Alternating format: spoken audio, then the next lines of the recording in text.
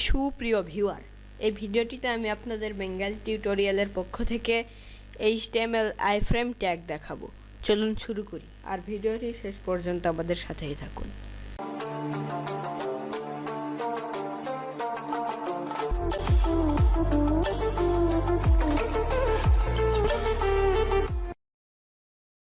প্রথমে আমি HTML syntax লিখে রেখেছি এবং ফাইলটি সেভ করেছি।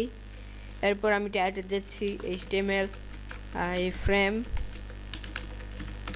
tag by Bengali tutorial।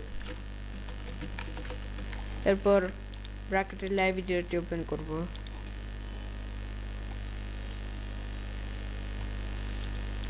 বডির ভিতরে আপনাকে আইফ্রেম দেওয়ার জন্য লিখতে হবে আইফ্রেম তারপর SRC,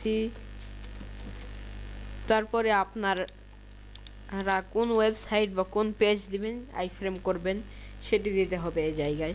আমি এখানে আপাতত একটি ওয়েবসাইট দিচ্ছি btbusiness.com। তার জন্য আপনি যদি ওয়েবসাইট দেন তাহলে প্রোটোকল দিতে হবে, মানে হচ্ছে ওয়েবসাইট ওপেন করলে একটি প্রোটোকল থাকে। এটি কপি করে দেখাচ্ছি, দেখুন এটি HTTP প্রোটোকল।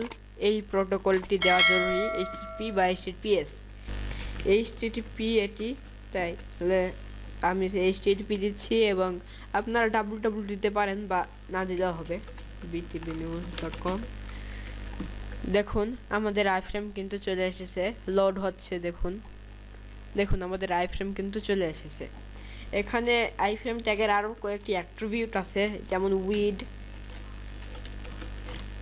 মানে হচ্ছে আপনার উইড কত হবে। এখানে আমি দিচ্ছি 50%, মানে হচ্ছে পেজের 50%। আপনারা এখানে বড় করলে বড় হবে এবং ছোট করলে ছোট হবে। এখানে পার্সেন্টেজও দিতে পারেন আপনারা। হাইট দিচ্ছি 50%। দেখুন আপনারা যদি বড় করেন তাহলে 50% হবে, ছোট করলেও থাকবে। এখানে আমি 70% দিই, দেখুন এরকম। আপনারা আরও বড় করতে পারেন বা ছোট করতে পারেন। এখানে আরেকটি অ্যাট্রিবিউট আছে ফ্রেম বর্ডার।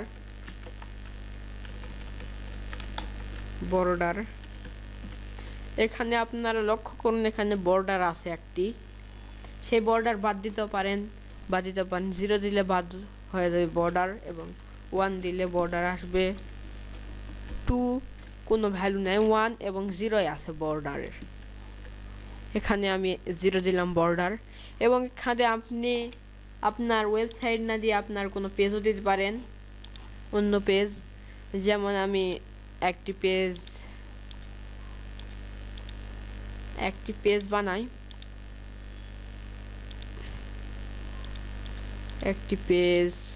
এই পেজের লিঙ্ক দিই iframe.html, যে পেজটি এখন ওপেন করা আছে iframe.html।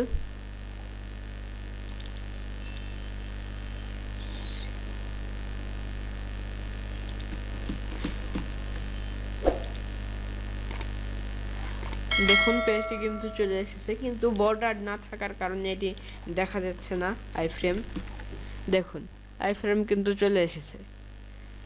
এখানে আমি টেক্সট এবং প্যারাগ্রাফ নিই, তাহলে আপনাদের বুঝতে সুবিধা হবে। এখানে হেডিং এবং প্যারাগ্রাফ নিই H1।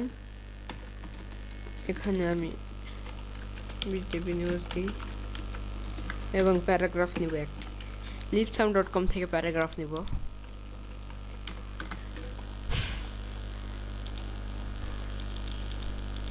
আমি এই প্যারাগ্রাফটি নিই।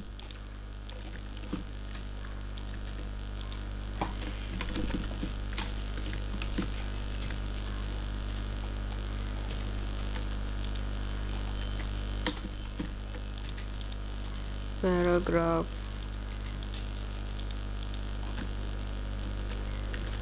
এটি আইফ্রেম আমি হেডিং এর পরে দিই আইফ্রেম ট্যাগ। ক্লোজ করা হয়নি, আইফ্রেম ট্যাগে এভাবে ক্লোজ করতে হবে। দেখুন আমাদের আইফ্রেম কিন্তু চলে এসেছে। এটি আপনি উপরেও দিতে পারেন, আপনার পছন্দের জায়গায়ও দিতে পারেন।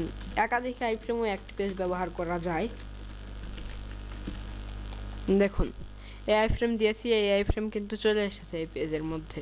আর যে পেজ, এই পেজেরই আইফ্রেম দিয়েছি এইখানে, তাই এই পেজই আবার এখানে চলে এসেছে। এখানে আমি এখন https দিচ্ছি, http://btbnews.com। এখানে একটা জিনিস লক্ষ্য করুন, এখানে http অনেক ওয়েবসাইট আছে, এরকম হতে পারে, যেমন google.com।